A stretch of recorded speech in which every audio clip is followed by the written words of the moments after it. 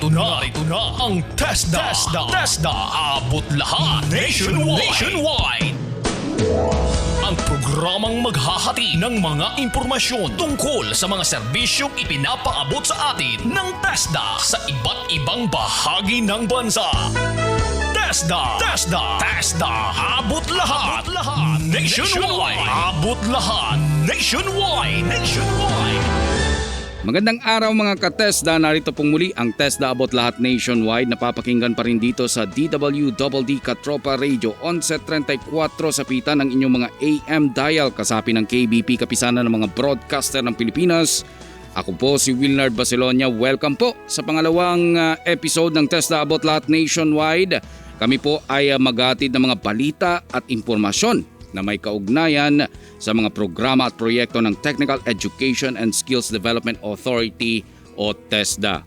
Abangan naman po ninyo mamaya sa pangalawang bahagi ng ating programa ang ating panayam kay TESDA Deputy Director General for Policies and Planning, si DDG Rosana Urdaneta, kung saan ay asahan po ninyong marami na naman tayong matututunan hinggil sa mga plano at polisiya ng ating minamahal na tanggapan. Ngayon ay aalamin na muna natin ang ilang updates na ating nakalap mula sa iba't ibang lalawigan at reyon ng bansa. Mga maiinit na balita at kaganapan ihahati ng TESDA Information Officers mula sa iba't ibang panig ng bansa. Ito ang TESDA Update. Una sa ating mga balita, abot sa 19 na first batch graduates ng Telecom OPS Installation Fiber Optic Cable NC2 sa Leyte ang matagumpay na nakapasa sa kanilang assessment. Ang nasabing scholars na tinapos ang kanilang kurso sa AJAL TechVoc Training and Assessment Center sa Ormoc City ay sinanay ng 320 hours sa larangan ng fiber optic sa ilalim ng Flexible Learning Delivery ng TESDA. Isinagawa ang kanilang assessment sa AJAL noong October 6 hanggang October 7 sa pangunguna ng assessor na si Sir Israel Lo ng Eastern Samar Provincial Training Center. Ngayong sila ay ganap ng NC2 holders, maaari na silang magtrabaho bilang fiber optic technician. Ilan lamang sa mga natutunan ng mga ito ang tamang installation at splicing, joining aerial o underground ng fiber optic cables. Gayon din ang pagsasagawa ng optical testing at repair sa pamamagitan ng resplicing o joining at testing gamit ang optical time and domain reflectometer. TESDA Abot lahat. Abot lahat. TESDA update mula sa Norte, liblib na barangay sa Ilocos Sur, nakatanggap ng ayuda mula sa PRLEC. Ang report ihatid ni Wendell Botasyon. TESDA Update. Pagkatapos sumailalim sa pagsasanay mula sa development project ng Technical Education and Skills Development Authority Ilocos Sur, ang mga residente ng Communist Terrorist Group affected barangays ay nakatanggap ng baboy at kambing noong 8 ng Oktubre taong kasalukuyan mula sa Pangkabuhayan sa Pagbangon at Ginhawa Livelihood Seeding Program ng Department of Trade and Industry. 2 baboy bawat isa ang iniuwi ng 25 residente ng Barangay Tablac, Candon City na nagtapos sa Raised Organic Hog sa loob ng Integrated Organic Farming System Program o IOFSP, habang 2 kambing naman ang tinanggap ng 18 residente ng Bugnay, Candon City na sumailalim ng 11 araw na pagsasanay sa Raised Organic Small Ruminants leading to Organic Agriculture Production NC2 mula sa Special Training for Employment Program o STEP. Kasabay nito, ibinahagi na rin ng TESDA sa pangunguna ni Provincial Director Socorro F. Galanto ang mga allowances ng mga scholars. Dumalo sa programa si Candon City Mayor Erickson G. Singson at hinikayat niya ang mga nabiyayaan na pahalagahan ang mga tulong at pagsunod lahat ng mga panuntunan ng gobyerno. Ang tinig ni Mayor Erickson G. Singson. May salang iti kang kunang mapuntok, iti saritak, iti dahi kayong okasyon tayo. Ti panangipatig tayo kadagito nga tultulong ti gobyerno babaen ti panangsuro tayo kadagiti amin nga bilin ken pagalagadan tayo tapno mananam ken mariknayo ihosto nga impact dahil ito nga programa nga para kada kayo. Dumalo rin ang mga kinatawan ni na Governor Ryan Singson at 2nd District Congresswoman Christine Singson. Ang development project ay naipatupad base sa direktiba ni TESDA Secretary Isidro S. La Peña na siya rin chairman ng Poverty Reduction, Livelihood and Employment Cluster o PRLEC. Ito ay tugon ng ahensya sa panawagan ng Pangulong Rodrigo Roa Duterte na wakasan na ang local communist armed conflict sa pamamagitan ng whole of nation approach. Ang Raised Organic Hogs ay ipinatupad ng Provincial Training Center Candon City at ang Raised Organic Small Ruminants naman ay ipinatupad ng Bakaan Farm Training Center Incorporated, isang pribadong technical vocational institution sa probinsya. Mula dito sa Ilocos Sur, Wendell Yunes Butasyon para sa TESDA Abot Lahat Nationwide. TESDA Abot Lahat. TESDA Abot Lahat. Maraming salamat Wendell Botasyon. Sa kabilang dako, abot naman sa 24 na dating kasapi ng New People's Army sa Agusan del Norte ang nakapagtapos sa skills training na ibinigay ng TESDA. Ayon kay TESDA Agusan del Norte Provincial Director Ray Cueva, ang mga benepisyaryo ay sumailalim sa 9 na araw na pagsasanay sa kursong Land Preparation leading to Organic Agriculture Production. Anya, nakatakda ring sumailalim sa preparation and production of bakery products at preparation leading to organic agriculture production ang mga ito. Natutunan ng mga benepisyaryo mula sa kursong land preparation ang plowing, harrowing at leveling ng lupain bago ito pagtamnan. TESDA Abot Lahat. TESDA Abot Lahat. Patuloy naman ang pagtulong ng TESDA Cordillera Administrative Region sa mga frontliners, IPs at mga residente ng reyon sa gitna ng pandemya. TESDA Update mula kay Stephanie Peligman. TESDA Update. TESDA Update. Nakapagbigay ang TESDA car ng mahigit 10,400 face mask at mahigit 1,600 face shield at hindi lang yan. Nakapagbigay din ang TESDA car ng 482 personal protective equipments or PPE sa 6 na probinsya ng Cordillera. At bilang suporta sa TESDA order ni Secretary La Peña sa Agrikultura, patuloy din ang pag-establish ng mga provincial offices at TTIs ng kanilang mini-organic farm. Ating pakinggan ang ating Regional Director, Engineer Manuel B. Wong. Mini organic farms sa lahat ng mga TESDA offices natin. Nationwide, not only in CAR. Nagpuproduce kami ng mga gulay. Yan, dahil marami ang nagpuproduce, pinamimigay din natin sa mga frontliners at saka doon sa mga hindi makalabas yung mga indigent natin. No? Sir, kumusta naman po ang mga scholarship programs ng TESDA CAR?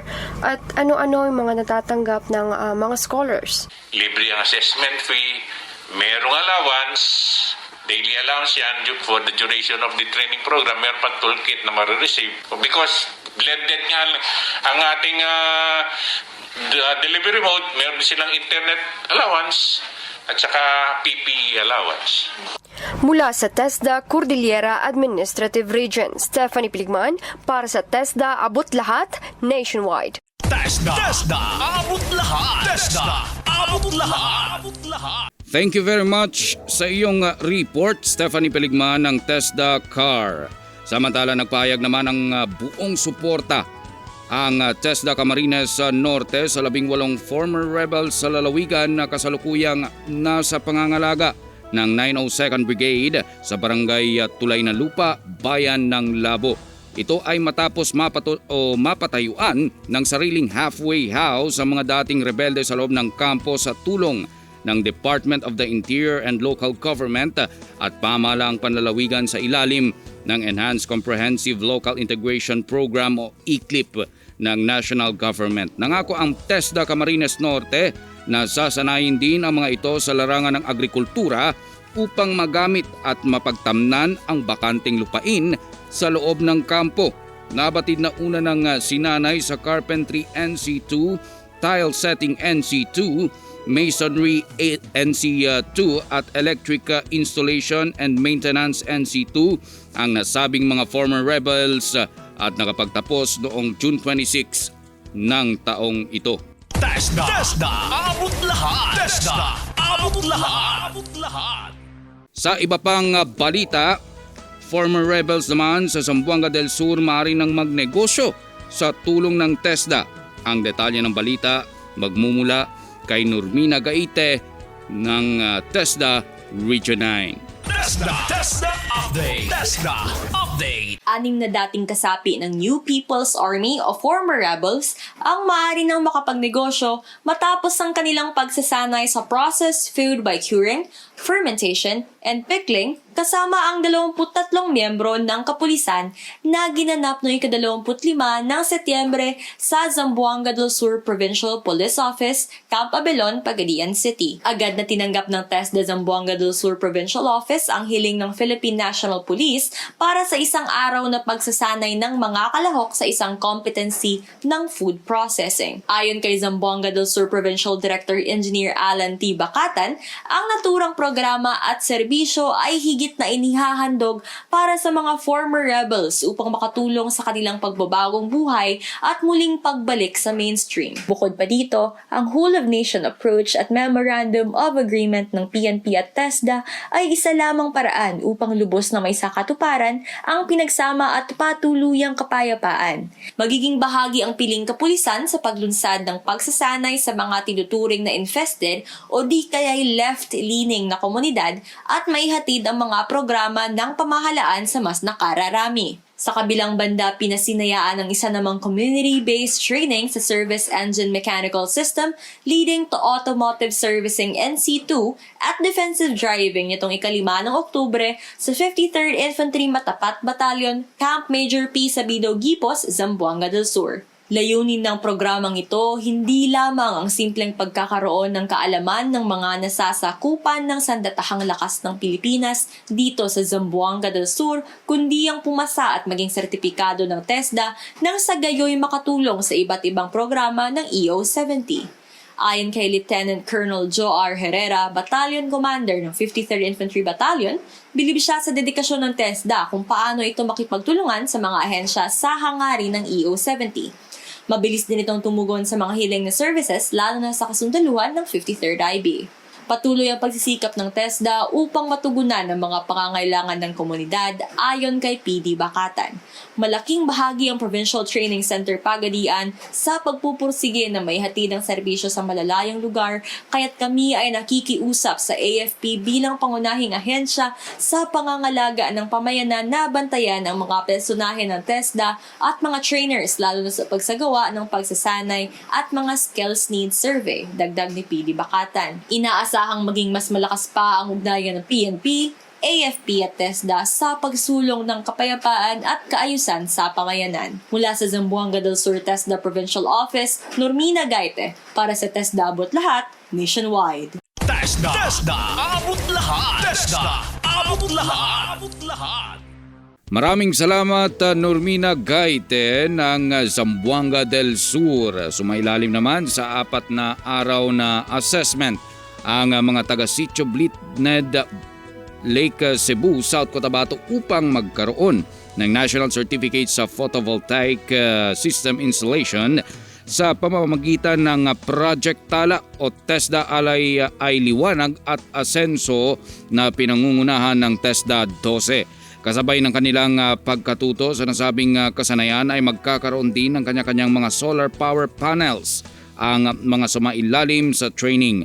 Ayon pa kay Biking Mahayag, 53 anyos, na malaki ang naitulong ng programa upang magkaroon ng bagong kasanayan sa buhay at dahil sa programa ng TESDA ay nabuksan ang kanyang kaisipan sa mga programa ng gobyerno. Ipinasa ni Mahayag ang kanyang hands-on assessment kung saan siya mismo ang bumuo ng wires para mapailaw ang bumbilya na kumukonekta sa solar panel. Laking tuwa ni Mahayag dahil naging salat umano ito sa edukasyon at mahirap ang buhay ay may mga natutunan ito sa programa ng TESDA. Mismong si TESDA 12 Regional Director Rafael Abrogar II ang pumunta sa Sitio Blit upang obserbahan ang assessment ng 50 na mga benepisyaryo.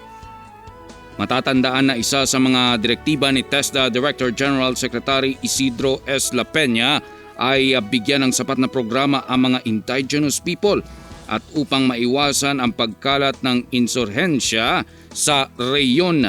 Tumanggap din ng kanilang allowances sa mga benepisyaryo na nagmula sa iba't ibang sityo ng nasabing lugar. TESDA, abot lahat. TESDA, abot lahat. Sa iba pang balita, 10 PNP personnel sa Bohol nakakuha ng driving NC2 sa tulong ng TESDA. Alamin natin ang detalye ng report mula kay Rochelle Reyes. TESDA Update. TESDA Update. Nakapagtapos ng kursong Driving NC2 ang 10 PNP uniform at non-uniform personnel ng Bohol Police Provincial Office noong October 1, 2020 sa ilalim ng Training for Work Scholarship Program ng Provincial Training Center ng Bilar sa pamumuno ni Ginang Virginia B. Namo.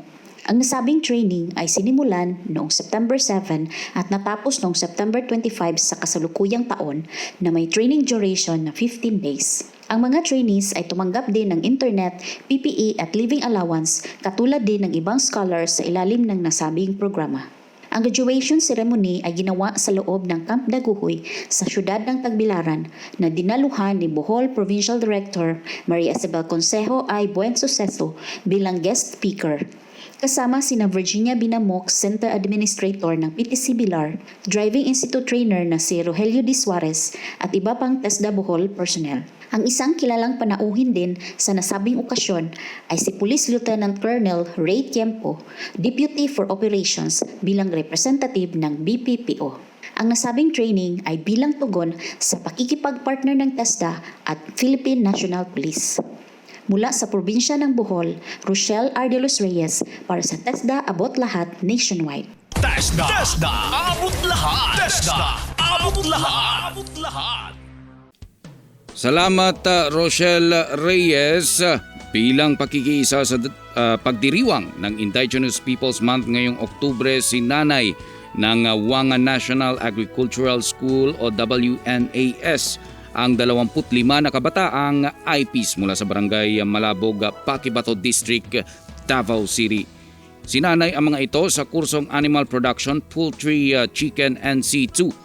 Ang Malabog ay isa sa mga priority barangays ng TESDA sa ilalim ng Retooled Community Support Program o RCSP na nakaangkla sa Executive Order No. 70 ni Pangulong Rodrigo Duterte.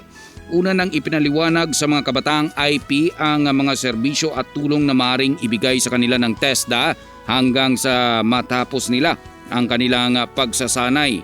Naipatupad ang nasabing programa sa tulong na rin ng 1003rd Infantry Brigade ng Philippine Army. TESDA, abot lahat. TESDA, abot lahat.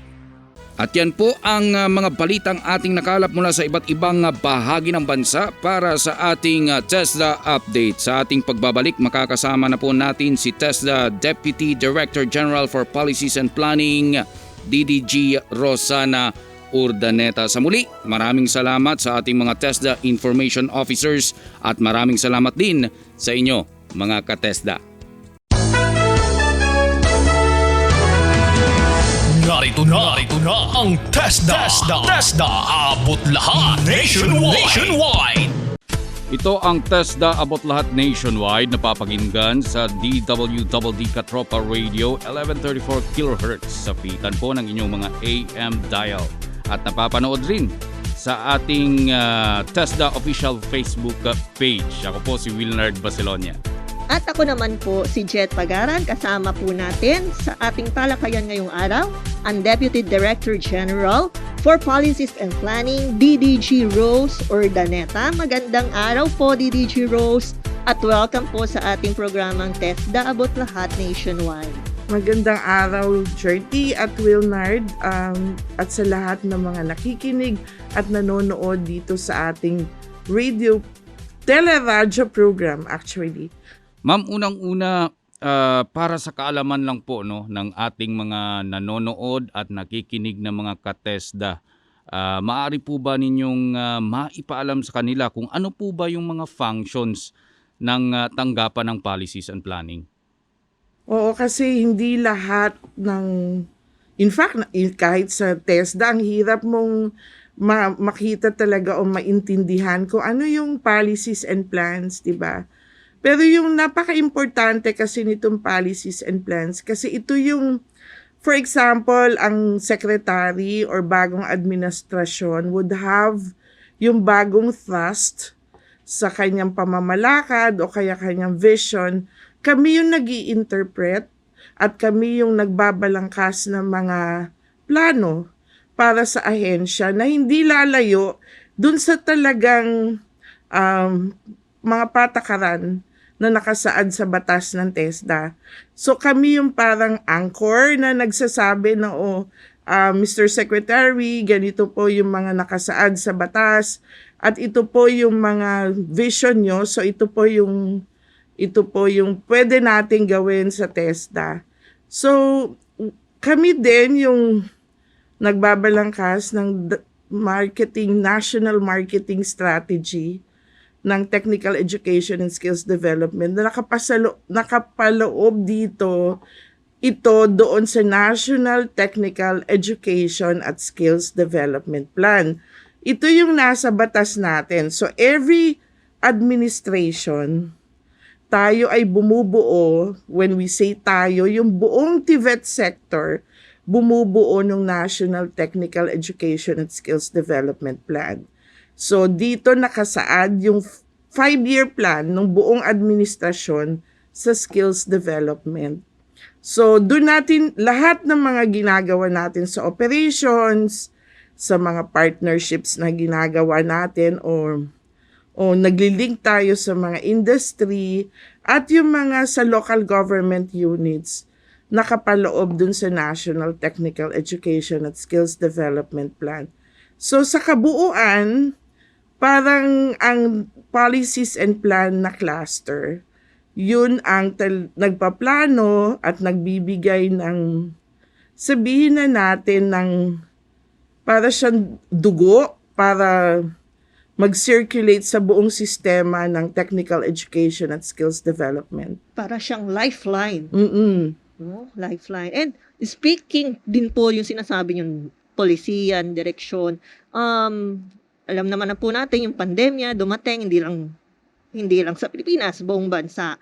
And nung nagsimula po ito, alam natin, lalo na syempre yung mga taga-TESDA, that we formulated an approach on how to operate and fulfill our mandate despite po sa mga restrictions, despite sa disruptions na dala ng pandemya. At ito po yung tinatawag natin sa TESDA, yung TESDA, Oplan, TESDA, Abot, Lahat, TVET towards the new normal. And para po siyang kasing roadmap or guidelines. And I'm sure yung tanggapan niyo po, DDG Rose, Policies and Planning, would really have a big hand dito sa pag-craft ng polisiya or guidelines na ito. Can you tell us more about this Oplan, DDG Rose? Yung TESDA, Oplan, Abot, Lahat po, inspired by the Secretary himself, during the quarantine. Ako po yung isa sa mga unang na-quarantine na empleyado dito sa TESDA kasi nga doon po sa isang meeting na ginawa sa Senado. So, 14 days po yon. At araw-araw tinatawagan po ako ni Sec para alamin ko ano yung kalagayan ko. At habang doon po sa pagtatawag na yon, meron na po siyang binibigay na snapshots kung ano yung gusto niyang continuity plan ng TESDA. So doon po nabuo yun habang the quarantine period. Yun po yung mga may kwento siya. Ang dami niya kunikwento sa akin tungkol sa food sufficiency. Kailangan daw po na magkaroon tayo ng mga agricultural products for us to be able to really sustain ourselves kahit na may pandemya. So with this inspiration, doon po kami nakabuo sa policies and plan ng isang akmang abot lahat na Oplan na sinasabi namin kasi napakadali na lang po dahil may NTSDP na tayo yung National Technical Education and Skills Development Plan na sinasabi namin.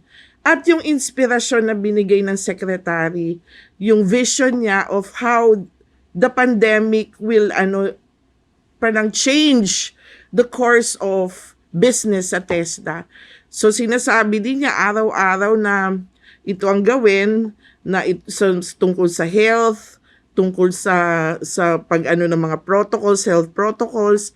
So yun po, ibinuo lang na yon ng policies and plan, but most if not all of it are really coming from the Secretary's vision of how he would want TESDA to be operationalized in the midst of all this pandemic at saka yung challenges na ating kinakaharap in the future, yung parang beyond this pandemic, what will be of TESDA.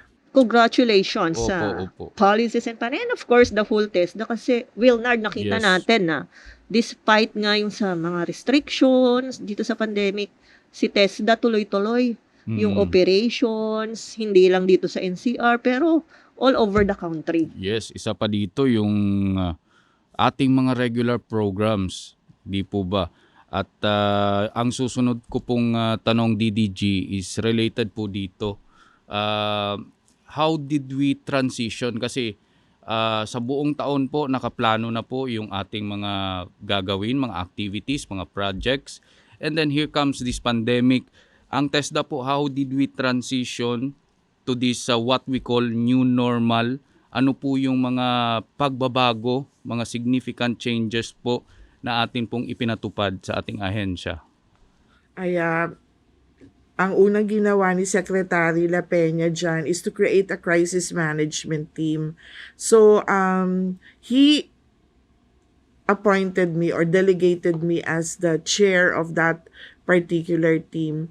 Isa sa mga una namin ginawa is to really establish yung mga health protocols through his directives.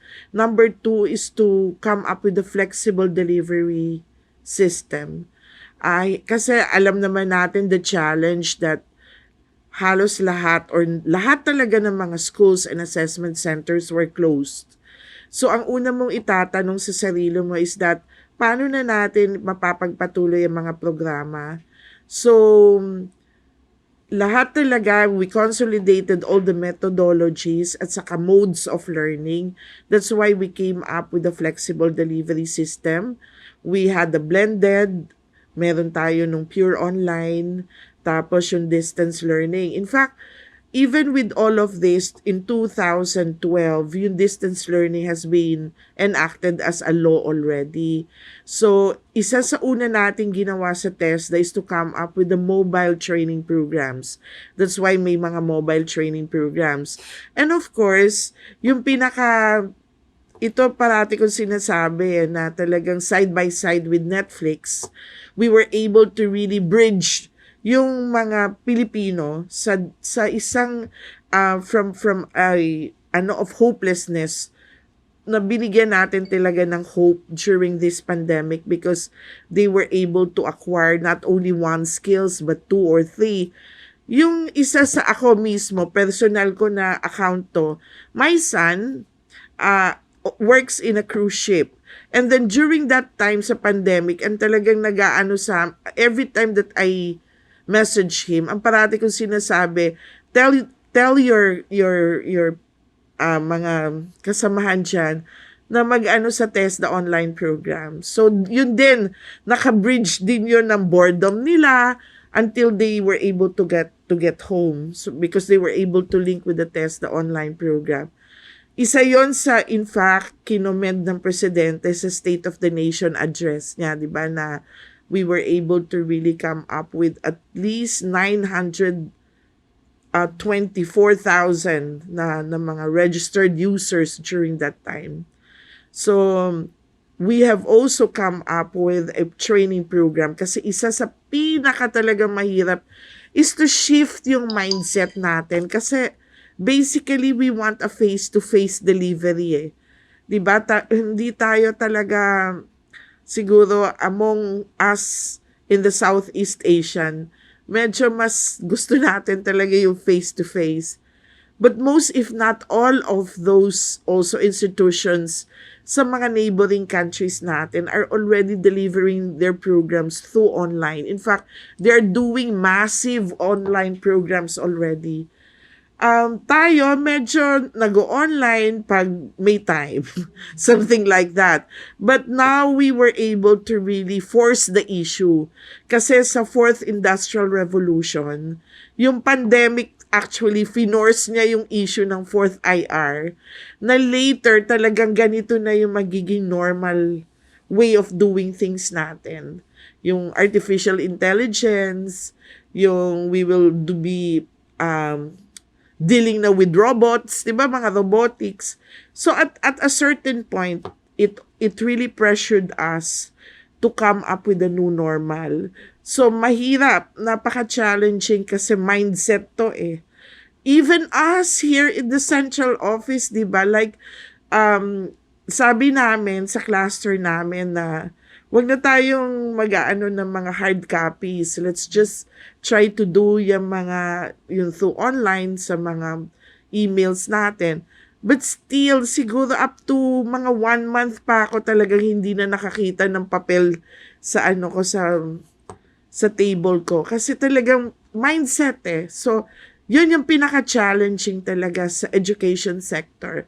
When you try to tell people na ito na yung new normal natin, talagang sometimes akala mo naiintindihan na nila, but it will take a while for them to really understand.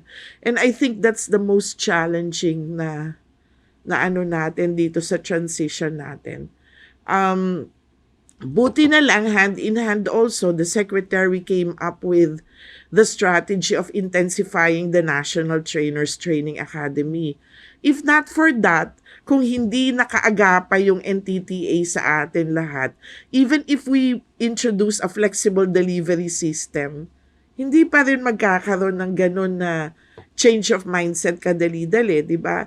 So the NTTA really played a very potent role in transitioning the mindset of our learner facilitators or our trainers to become learner facilitators. So I can madami pa tayong mga talagang mga transition kasi nga sabi ko nga that the Oplan Abot Lahat, 'di ba, 3 phases yan eh, yung survival and then transition and then the structural. So transition was really very challenging. Lahat yung culture, mindset, lahat yan papalitan mo na talaga. And even your systems and procedures, just to appreciate automated na mga bagay-bagay is really very difficult for all. Talagang mahirap. So, yun, at least with a very strong leadership, we were able to do it. Thank you, DDG Rose. May nabanggit po kayo kanina na Fourth Industrial Revolution, 4IR. Gusto ko lang po, para na rin po sa mga nakikinig, kasi minsan akala nila TESDA, puro training centers, di ba? So, where are we, pag binanggit po yung Fourth Industrial Revolution, ano ang relasyon ni TESDA po pag sinabing Fourth Industrial Revolution or 4IR? In the whole scheme of things, yung skills development kasi or human resource development plays a very, very significant role in national development or even international development, so to speak. So yung Fourth Industrial Revolution, if all our industries and companies would already embrace the Fourth Industrial Revolution, which means to say, automated na sila, they use robots already, and yan. So, paano mo ito-train yung mga tao mo in order for them to have the proper skill sets? Diba? Kasi they will be collaborating with robots. Can you beat it? When you collaborate with robots, ano yung skill sets na dapat meron ka, diba? Or, the robots can do the manual skills na pwede mong, yung competencies. So, ano yung dapat na upskilling or reskilling na gagawin for a person to be doing things with the robots? So, yan yung mga dapat nating ginagawa sa TESDA. Kaya nga sinasabi ko na the challenge talaga is, naalala ko yung sinabi mo, Jet, when you conceptualize the skills, your skills, your future, di ba? Kasi meron nga tayong mga dinedevelop, but the challenge is, sino yung magpro-provide? Sino yung magpro-provide ng services na yon? So yun, isa yun sa mga dapat natin din tingnan na if we have developed already standards, training regulations on new skill sets, kailangan talaga ma-advocate din natin at ma-strengthen din natin yung promotion and advocacy for us to be able to deliver the programs. So those are the things that we have to really prepare of when you talk about the fourth industrial revolution. It is a very challenging, insurmountable talaga yung task ahead of us. But the thing is, by the way that I see the capacity of our people in TESDA na agile tayo and flexible in any circumstance na talagang makakapag-ano sa atin, I think we will be able to really match yung mga international counterparts natin when we talk about this fourth industrial revolution. Gusto ko pa ding ipahatid sa mga nanonood at nakikinig sa atin na because of the maturity or mature system of TESDA in TVET, tayo po ay ngayong inatasan ng ASEAN Secretariat to be the inaugural chair of the ASEAN TVET Council. Ito din pong ASEAN TVET Council, itong konsepto nang galing po sa TESDA kasi gusto natin talaga magkaroon ng focus yung TVET na hindi siya i-consider as a third rate or a third class thing in the education system, but kailangang may focus na body in order to look into it dahil nga dito sa challenge ng fourth industrial revolution. So tayo po ang inatasan ng ASEAN na maging inaugural chair at si Secretary po La Peña ang first na chair ng ASEAN TVET Council. Follow up lang po ma'am kasi nabanggit na rin po ninyo ito pong ASEAN TVET Council, ito pong ATC. And gaano po ba kahalaga, nabanggit na rin po ninyo yung ating papel as chair, Secretary La Peña himself as chair of this ASEAN TVET Council. Gaano po ba kahalaga ito sa atin? And how can ordinary Filipinos benefit from this? Okay. Yung ASEAN TVET Council kasi, ito yung nagre-recognize sa atin as a country ng maturity or sinasabi na malakas, robust na sistema sa TVET. Being a chair alone is already a feat by itself, kung matatawag mo na ganon, di ba? Pangalawa, mga policy makers to Ito yung magsasabi sa buong ASEAN kung anong tutok at diin ang ibibigay nila sa mga programa at kung paano tayo as a whole regional body, yung ASEAN, would really be able to compete with other international na mga bodies also, like merong EU, di ba? And halos lahat sa EU, aging population na sila So talagang ang nun is that we will be may mga skilled mga workers sila na kakailanganin to assist them. So yun yung mga titingnan natin na mga bagay-bagay. Number 2, ano yung mga dapat na ginagawa na natin mga trainings at capacity building na mga programs for yung mga trainers, learning facilitators. Kasi nag-iba na rin ang mga competencies nila. 5 to 10 years ago, yan yung tinatawag natin mga competencies na dapat alam nila yung presentation skills, di ba? But now, meron ng 21st century skills or essential skills at socio-emotional skills ng mga bata. Kasi di ba ang dami ng mga bata ngayon nagbubuli, tapos yung mga nabubuli, tapos yung mental health nila. So, dapat may mga competencies na rin ng mga trainers for them to be able to look into a child or a learner na that goes beyond things. Not only yung mga technical skills, but also yung mga socio-emotional skill sets. So, yan ang mga titingnan sa ASEAN TVET Council or the Labor Market Information Report. In the whole of ASEAN, ano ba yung mga dapat na tinitingnan natin ng mga skills na hindi tayo magko-compete with each other? Yung mutual recognition of skills. Yung paggaling ka sa Pilipinas, you will be accepted in Malaysia, in Singapore, because pare-pareho na kayo ng skill sets, because na-reference or benchmark mo na yung mga skills ng mga na kailangan ng Malaysia, at yun na yung makikita mo sa Laos, PDR, sa Myanmar, sa lahat ng ASEAN regions. Yun yung mga tinitingnan dito sa ASEAN TVET Council on how we will be able to be at par sa buong global landscape ng TVET. So, napakalaking bentahe nito because we will not be, sabi nga, later, sinasabi nila yung concept na global citizenship, di ba?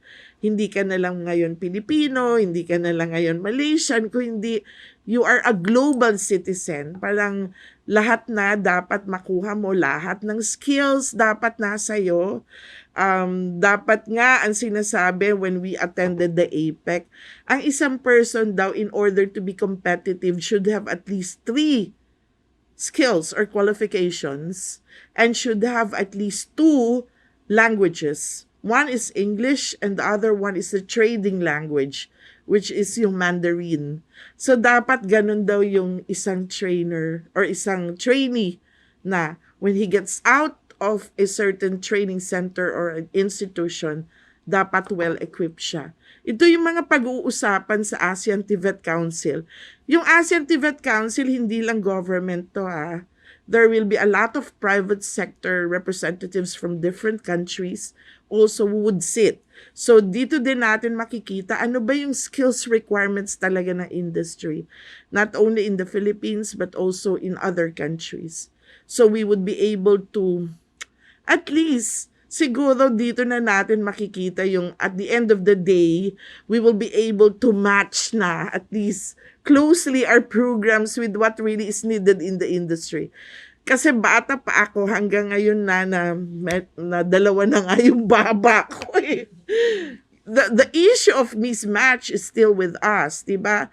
But at least with this, mga policy makers who will sit down together and try to bridge talaga or yung close the gap between the skills and the demanded the supply as well as the demand.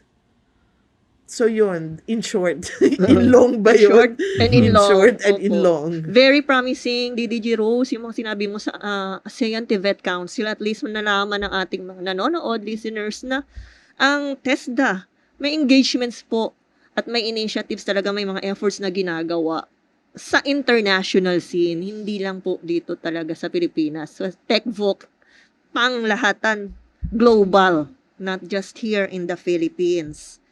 And DDG Rose, gusto ko lang ulit balikan yung natin, yung offline, TVET towards the new normal. Kasi alam natin, mukhang hanggang next year pa natin kakaharapin po itong pandemya na ito. How are you looking at TESDA? Do we stick to this plan or talagang katulad nung binabanggit niyo po, yung salitang flexible? Do you see TESDA working or formulating another approach in the next year? Basically, ang pinaka-importante nga is that the leadership is embracing the concept of agility, flexibility. So when you talk about, kasi half of an organization's is that kung yung leader mo hindi agile at hindi flexible eh. So ever since he stepped here, Secretary La Peña stepped in TESDA, nakita naman natin that if there are certain things na yung mga sectors would have their comments or even mga reactions dun sa mga guidelines na ginagawa natin, he would always try to say to us that you have to consult each and every stakeholder for us to be flexible and agile. So dun ko uumpisahan yung sagot ko. In fact, that's why there are 3 phases of our TESDA Oplan Abot Lahat. Kasi dito, in this particular stage in which yung transition nga, as much as possible, kaya parating may mga forum tayo, may mga consultations and everything, like yung mga guidelines natin, talagang we come up with yung mga Zoom meetings, di ba, with our stakeholders. I think this is the best time na talagang nangyari na each and every step of the way we consult our stakeholders so that we would be able to really know ano ba yung kailangan sa baba.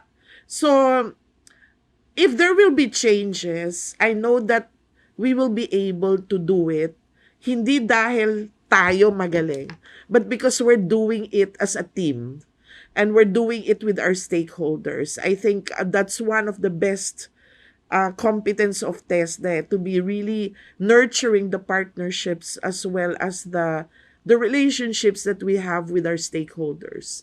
So in whatever way, kahit na magbago yan o we will maintain yung ating ginagawa ngayon, I think the best formula for it all is that we are consulting each and every time our stakeholders kung ano man yung gagawin natin in TESDA.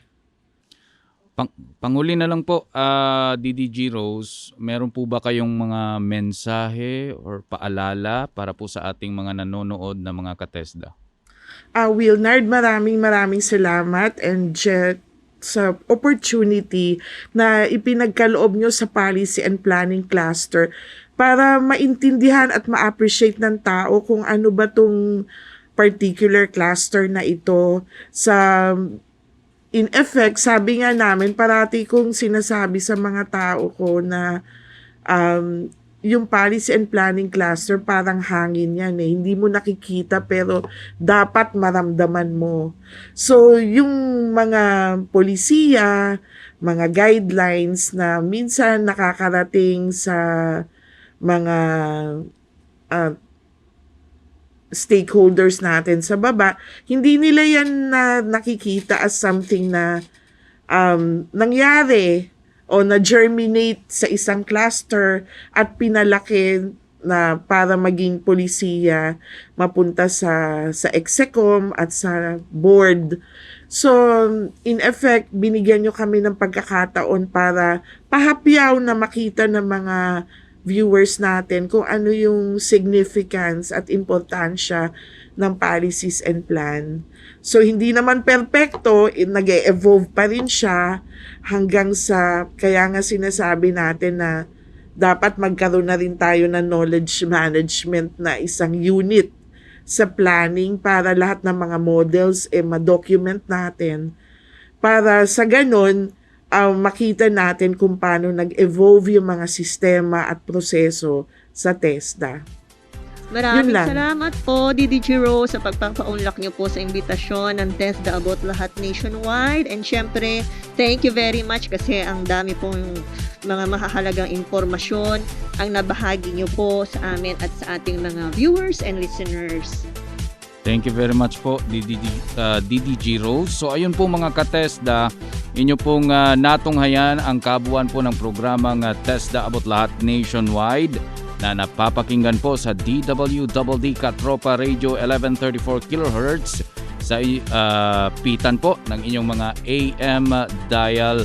Ako po si Wilnard Bacelonia. At ako naman po si Jet Pagaran. Sana po patuloy niyo pang sundan, abangan ang mga susunod nating episodes. Maraming salamat. Magandang araw po muli.